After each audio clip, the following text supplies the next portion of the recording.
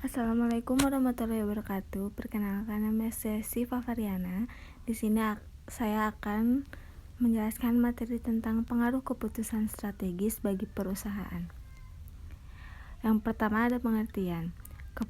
Keputusan strategis merupakan bentuk yang dilakukan dengan menempatkan pandangan serta analisis secara jangka panjang.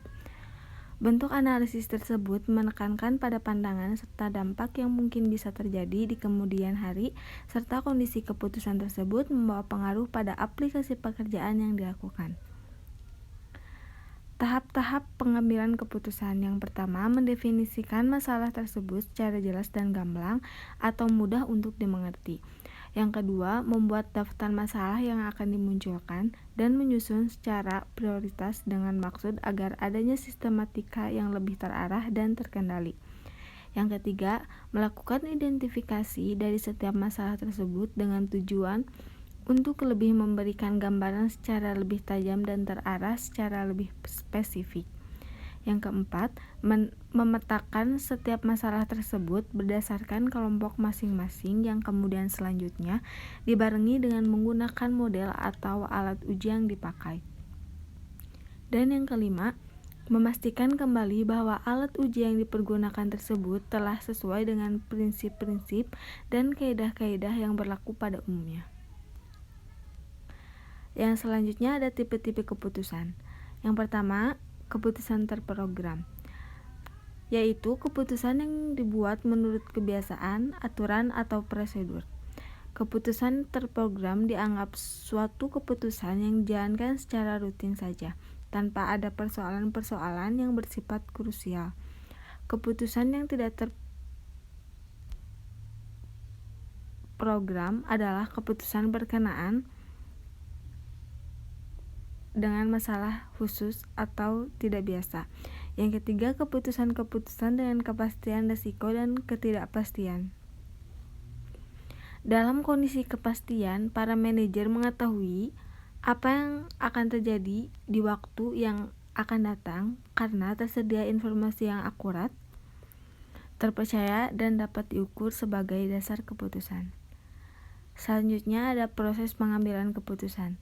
Yang pertama, pemahaman dan perumusan masalah. Yang kedua, pengumpulan dan analisa data yang relevan. Yang ketiga, pengembangan alternatif-alternatif. Yang keempat, evaluasi alternatif. Yang kelima, pemilihan alternatif terbaik. Yang keenam, implementasi keputusan. Dan yang ketujuh, evaluasi hasil-hasil keputusan. Selanjutnya ada perubahan dalam keputusan. Yang pertama ada incremental change, yaitu merupakan dampak perubahan keputusan yang dapat diperkirakan atau ditaksir berapa persentase perubahan yang akan terjadi ke depannya, tentu berdasarkan data-data di masa lalu. Yang kedua ada turbulent change, yaitu merupakan pengambilan keputusan dalam kondisi perubahan yang sulit untuk diperkirakan. Selanjutnya ada kualitas keputusan. Kualitas keputusan merupakan mutu dari pekerjaan atau hasil yang telah dicapai dengan proses yang dilakukan, sehingga kualitas keputusan merupakan mutu yang dihasilkan dari hasil keputusan tersebut yang telah diaplikasikan atau telah diuji secara maksimal dan terlihat hasilnya secara maksimal serta dinilai secara maksimal juga. Yang selanjutnya ada solusi dalam menyelesaikan berbagai masalah di bidang pengambilan keputusan. Yang pertama, menerapkan konsep keputusan yang cenderung hati-hati dan memikirkan setiap dampak yang akan timbul secara jangka pendek dan panjang.